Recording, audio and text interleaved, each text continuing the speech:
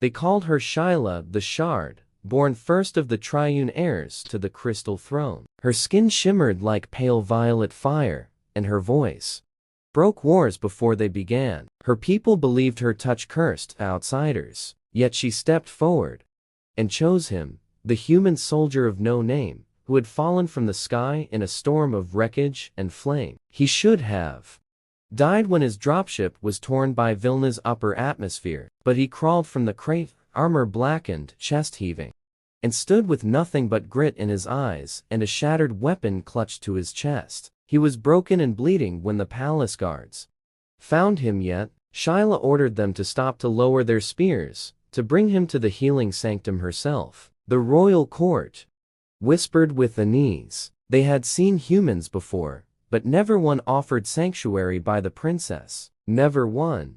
Left in her care for 10 cycles of moons, Shyla sat by his side while the pulse weavers rebuilt his bones, while the soul singers knit flesh and nerve and dream, and when he awoke, groaning like thunder in a world not his own, she smiled and said, "I am Shyla, and you do not belong, but neither do I." She read to him in the long nights tales of how her ancestors rode beasts made of stars, of how the triune bond of sisterhood ruled all of Vilna's law, and how no alien had ever been loved by royalty before, and when he touched her hand to thank her, warmth rushed through her body like lightning, and the skies outside shuddered with violet lightning. That was the first time she dreamed of him, not dying. They were never far from Shyla, the other two princesses, Nisha, the fierce, and Jayla, the still. They did not speak at first, not when he limped through the gardens of glass under Shyla's arm, not when he bowed to no one, and yet made the guards bow by standing tall. They watched from high balconies, their silver eyes glinting in the sunless half of the planet, where the palace loomed like a jeweled wound. Nisha trained in the flame pits. Each morning, her twin blades curved like crescent moons. She had taken down sky raiders by the dozen, and once cleaved a general in half for sneering at her bloodline. But now she paused when he passed her training circle, when he nodded not in fear, but in respect. Jayla walked among the crystal tombs each evening, speaking to the dead and listening to the living. Her silence was not absence, but awareness. And when she saw the way Shyla looked at the human, how her laughter lingered after he left, she tilted her head and whispered to no one, "I see the fracture now, and it will break open soon."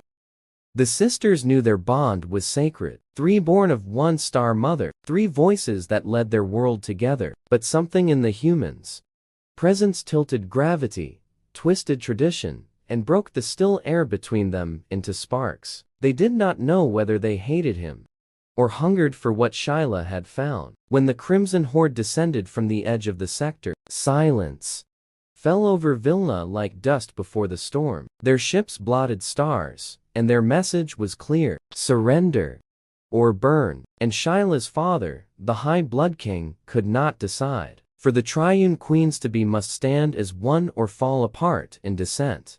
Nisha wanted war. She would not bend her blades to invaders. She called for fire and blood. Jayla counseled silence to preserve the royal bloodline, to let the stars decide. Shyla stood between them. And then the human spoke before the court with nothing but truth and scars to offer.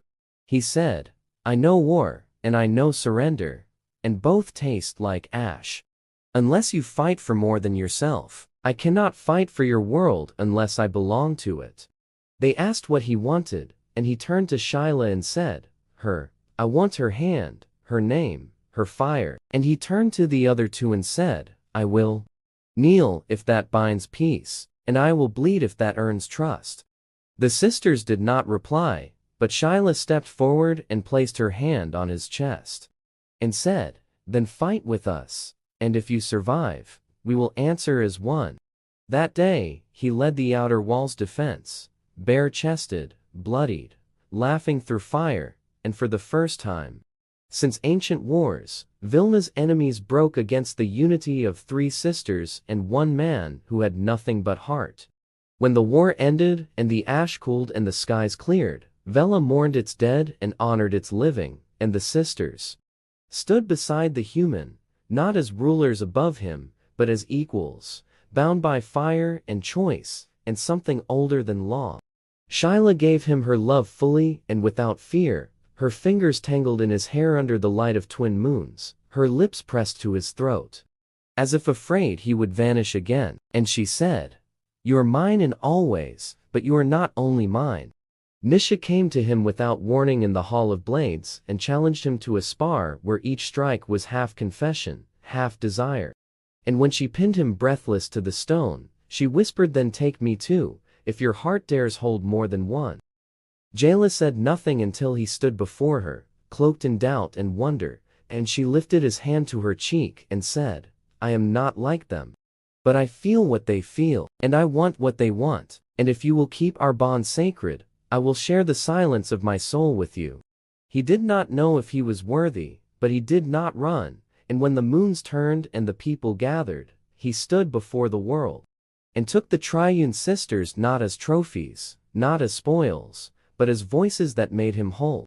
There is a tradition on Vela known only to those of the royal line, the Night of Binding, where the Triune must open their inner flame to the one they choose, and if he survives the burning, he becomes not king, but keeper of their line. Shyla burned first her flame, idle wave of heat and longing. She whispered, "I dreamed of you before the stars knew your name," and he held her through it all. Nisha burned second, her fire wild and demanding, and she marked his back with her teeth and said, "I will never be gentle," and he smiled with blood in his teeth and said, "Good." Jayla burned last in silence, her body trembling like a ripple through still water, and when she laid her hand on his heart, the palace glowed with a light unseen since the ancients ruled, and she said, "I was waiting for your silence to match mine." When the sun rose, the palace walls sang and the people wept, for the bond was true, and the Triune had chosen a single soul to walk with them, and Vale would never be the same. Now, they speak his name in legends, the human who came with nothing and left with 3 queens by his side. He walks not ahead of them, nor behind, but with them, through halls carved from memory and stars, and their daughters bear his eyes, and their sons carry his laughter. Shyla governs the skies, and he kisses her before every council, and whispers, "You still save me first." Nisha commands the armies, and he fights beside her when battles rise, and they laugh like war is their second home. Jayla watches the quiet cracks in the world, and he lays beside her in gardens unseen by the living, and she holds his hand as if it alone keeps the stars turning. Together, they rule not as one above all, but as 4 whose love broke the weight of tradition and made the galaxy kneel in awe. And when strangers ask how he earned 3 alien queens as wives, he only says, "I never tried to take them, I only loved them, right? And they gave me everything, even more."